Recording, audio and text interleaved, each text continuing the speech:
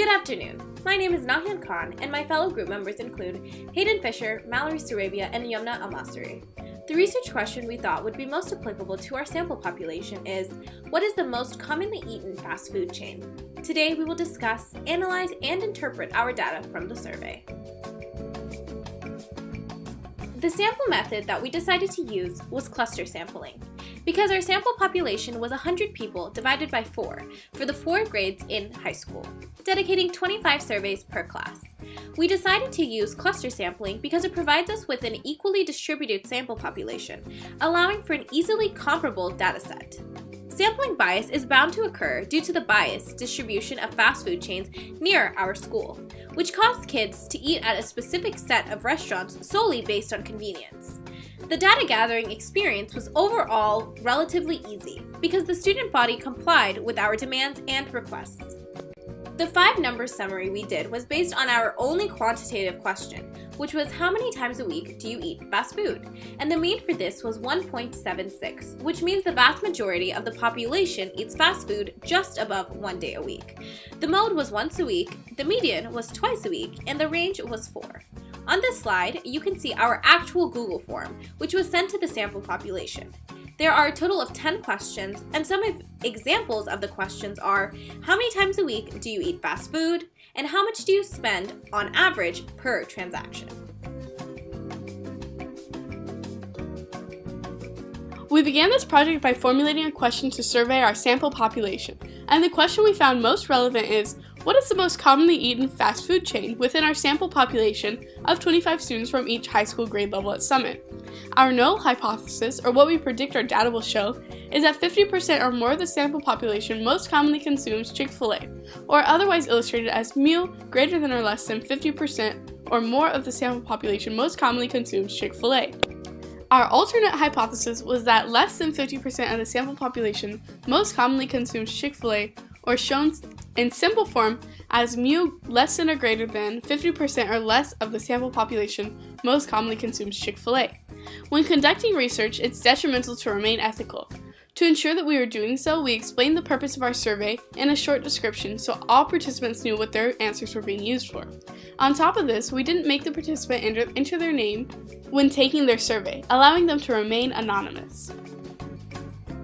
For this portion of the research, we created multiple graphs and charts to display the data we collected. One question on the Google Forms was, what is your grade level?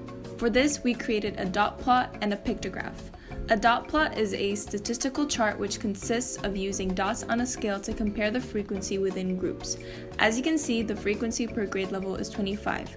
A pictograph uses an image to convey numerical data. We used a pentagon to mean 5 people, and each grade level has 25 people. We came to the conclusion that for this particular question, using a pictograph is the best option because it is easier to identify the amount of people per grade level and is more aesthetically pleasing than the dot plot.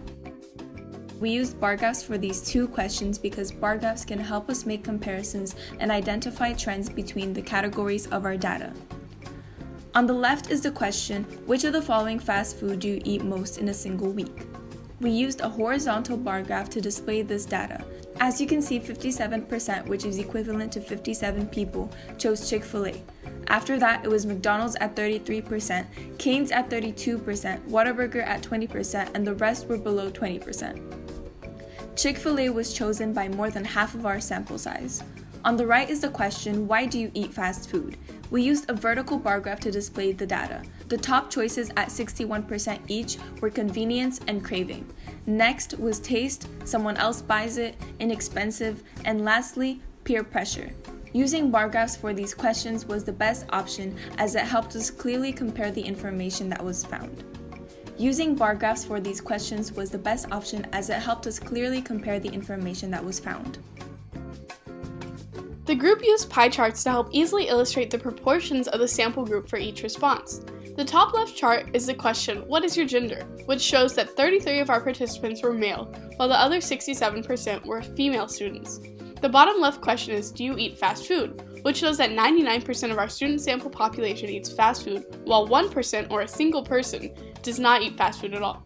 The next pie chart, the one on the top right, is in regards to the question, do we eat more fast foods on the weekdays or weekends? The data shows that the majority of the population mostly eats fast food on weekdays, at 60%, while the remaining 40% mainly eats fast food during the weekends. The final question we represented with a pie chart is, do you think eating fast food contributes to your weight gain? 79% of the population does not believe that fast food makes them gain weight, while the other 21% does.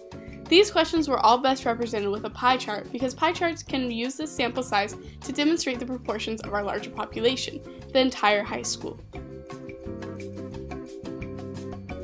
For the question, how many times a week do you eat fast food, we created a line graph and a bar graph. A line graph is used to show values changing over time. This question included weeks, which was the closest option we had to display time. 50 people eat fast food once a week, 33 people eat it twice a week, and the rest eat it more than twice a week or never. The line graph displays the data to show initial increase and then a sharp decline as more time passes. For the bar graph, it presented the different categories. It showed the same result as the line graph, however, we decided the line graph was the best way to display our data. This is because a line graph could show the trends in data as their frequency increased during a week. On the left is the question, how much do you spend per transaction? 45% spend $5 to $10, 38% spend $10 to $15, the rest spend more than $15 or less than $5. A histogram was the best choice to display this data because histograms represent numerical data and do not have spaces between the bars, unlike bar graphs which represent categories. Finally, we used a bar graph for the question, what time of day do you eat fast food? 37% said afternoon snack, 36% said dinner, 25% said lunch, and 2% said breakfast. This shows that most people eat fast food as an afternoon snack. A bar graph was the best option for this question since it easily displayed our data and helped us compare the results found. After completing our research, our data did confirm our original prediction that 50% or more of the sample population most commonly consumes Chick-fil-A, as the data showed that 57% of our sample population ate Chick-fil-A more regularly in a single week than other fast food chains.